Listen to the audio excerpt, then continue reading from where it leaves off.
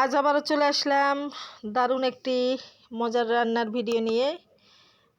যে তরকারিটা আমি খুবই পছন্দ করি সেই তরকারির রেসিপিটা নিয়ে। তো দেখতে থাকেন ফুল রান্নাটা এবং দেখে ভালোভাবে কমেন্ট করবেন।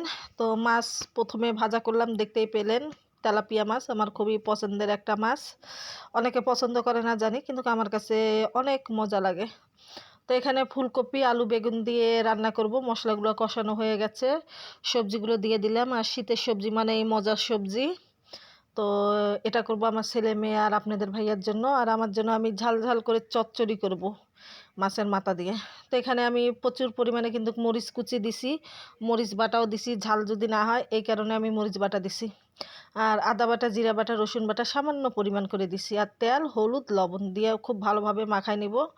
আর এই চচ্চড়িটা আমি করব সিম আলু বেগুন ফুলকপি দিয়ে আমি এই চচ্চড়িটা করব। আর এই চচ্চড়িটা দিয়ে আজকে আমি অনেক মজা করে ভাত খাবো। আর আপনারা যদি খেতে চান তাহলে অবশ্যই আসতে হবে, এরকম চচ্চড়ি যদি খেতে চান আমার বাসায় আসতে হবে। তো এই যে আমি দুইটা মাছের মাথা দিয়ে আমি মাখায় চাকায় এখন দিয়ে দিব চুলার উপর বসা। আর সাথে দিব কিন্তু আমি ধনিয়ার পাতা কুচি, আর একটা আমার মশলা গুঁড়া আছে, সে মশলার গুঁড়াটা সামান্য পরিমাণ দিয়ে দিব। তো এখানে যে এক চুলা আমি চচ্চড়ি বসাই দিছি, আর এক চুলায় কিন্তু এখানে আমার ঝোলের তরকারিটা হচ্ছে। তো এই যে দেখাই দিলাম দুই চুলা লাগায় আমি রান্নাটা করতেছি। আর কাঁচা কাঁচা ধনিয়ার পাতা ছিটাই দিলাম খুব সুন্দর করে। আর এখানে সিদ্ধ হয়ে গেছে সবজিটা, মাছগুলো দিয়ে দিলাম। আপনাদের ভাই আমার ছেলে মেয়ে ঝোলের তরকারি ছাড়া খেতে পারে না এরা। আর আমি আবার ঝোলটা অতটা আমার পছন্দ হয় না। চচ্চড়িটা হলে আমার ভাত খাওয়াটা দারুণভাবে হয়ে যায়, কিন্তু এক কথা বলতে গেলে অনেক পছন্দ করি আমি এই মাছের চচ্চড়িটা।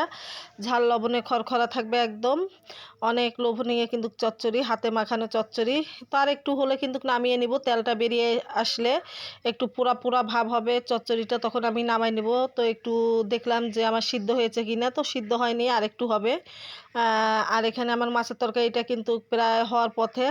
আর আপনাদের ভাই একটু ঝাল কম খায় দেখি, ওর জন্য একটু ঝাল কম দিয়ে রান্না করতেছি। আর এখানে চচ্চড়ির উপর ধনিয়ার পাতাও ছিটাই দিছি কিন্তু।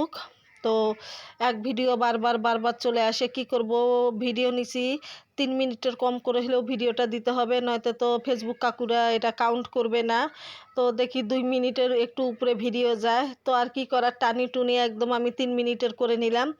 আর নতুন নতুন আপডেট আসতেছে কিন্তু আমাদের পেজে কিন্তু এই আপডেটগুলো কিন্তু যাদের যাদের আসতেছে তাদের জন্য খুবই লাকি এক কথায় বলতে গেলে।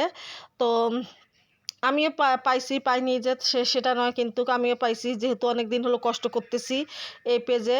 তো আর বেশি কথা বলবো না, কিন্তু আজকের মতো রেখে দিব। তো রান্নাটা প্রায় হয়ে